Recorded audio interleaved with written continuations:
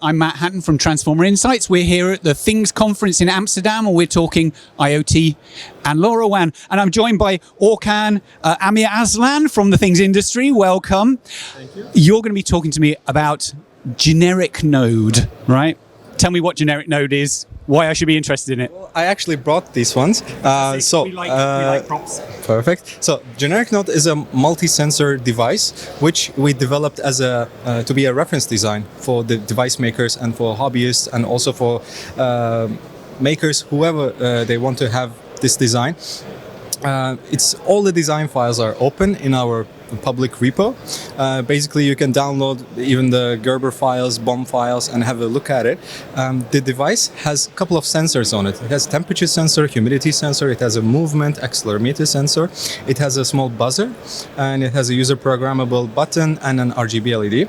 It uses STM32WL SoC, the dual core version, and it can be programmed to do various things like cold chain monitoring environment as an environmental sensor. It comes with an IP-rated enclosure, so it can be used outdoors as well. It is extremely low power, so it consumes around 1.8 microamps in a sleep mode, and it's powered with two standard AA batteries, alkaline batteries. It actually can use any type of battery chemistry, between 2 volts up to 5.5 volts. It gives so many flexibility for the users, for the developers.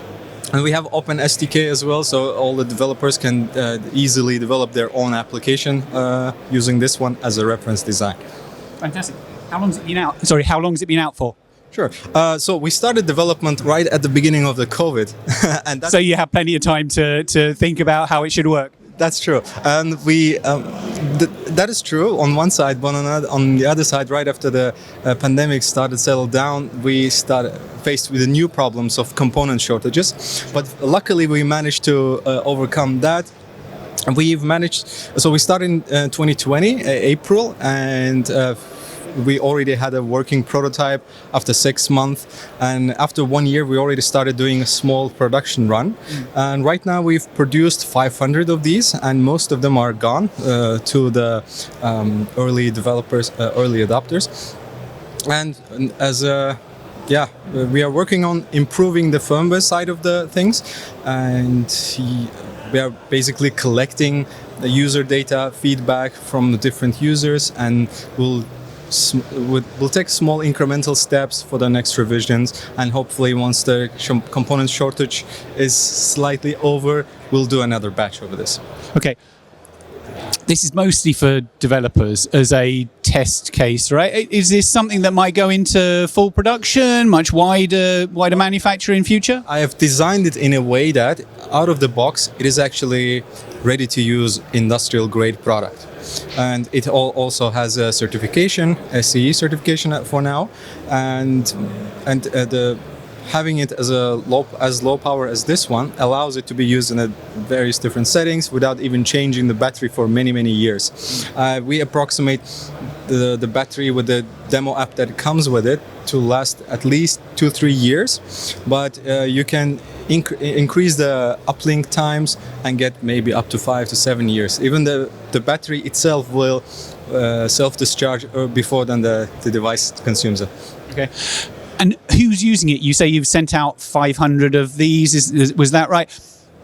Which sectors? What kind of use cases have you been seeing people using this for? Most of them are using for environmental monitoring, and some people actually bought this to be a development board instead of the ST's nuclear board, because this one is much more low power.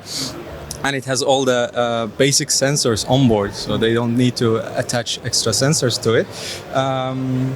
I've also seen it to be used in industrial settings for like vibration monitoring and for temperature, humidity monitoring. I also even use it myself at my home in every room just to have a temperature profile over time. Fantastic. Now, it's a multi-sensor device, yes, right? Are you finding there's people coming to you and saying, you know what, I don't need that sensor, or can you add in this sensor? Are you having those kind of conversations with people, or are they just happy that there's this multi-sensor device? As a base, those sensors that are on board it's more than enough for many cases, but we did receive some feedback from some customers, and we started offering them like a consultancy services to customize generic Node for their own needs based on what sensor they want and which form factor they might have in a different enclosure. They might want to use different battery type or even a solar panel. So yeah, based on that requirement, we use generic Node hardware, the core as a base, and then add and remove different sensors, different batteries based on that. Okay, gotcha.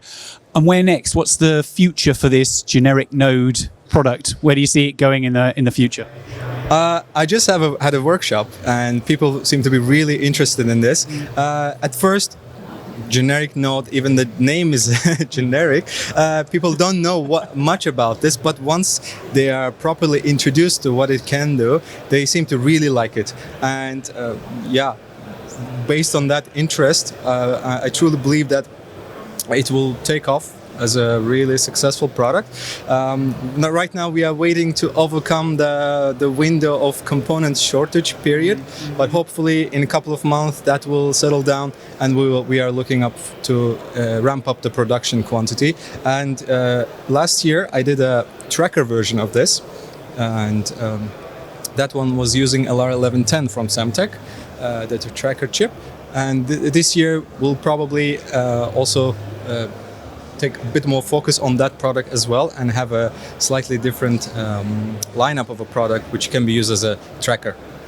Okay, interesting. I mean, one of the great things about this event is that there are so many people from the ecosystem who I'm sure have had a lot of input into what was great about your product, or maybe what they didn't like, what you could change, what you could put in.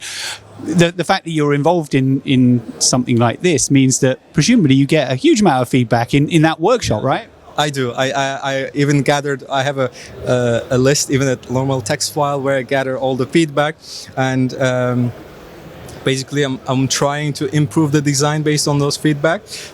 Unfortunately, the component shortages don't allow me to do a quick respin of the board with the updated feedbacks, but once that settles down, I will definitely going to implement the feedbacks. Okay, and remind me, when are you expecting to get some more available that people might be able to actually get access to? Right now we have limited quantity available on our shop, thingsshop.com, and you can even buy it from here. We have a shop set up there. Yeah. But the quantity is limited. I believe right now we have maybe around 100, maybe less than that. I don't know much about the stock status right now, but once that is gone, we will definitely look into to ramp up the production quantity up to maybe 2,000 or maybe 5,000, depending on the availability. Fantastic. So if you're at the show, which most people who are watching this probably aren't, go and get along to the shop. Otherwise, on what was the website address? The shop is thingsshop.com, thingsshop.com. But you can find all the details about the generic Node in the genericnode.com website. Okay, the genericnode.com website. Orkhan, thank you very much.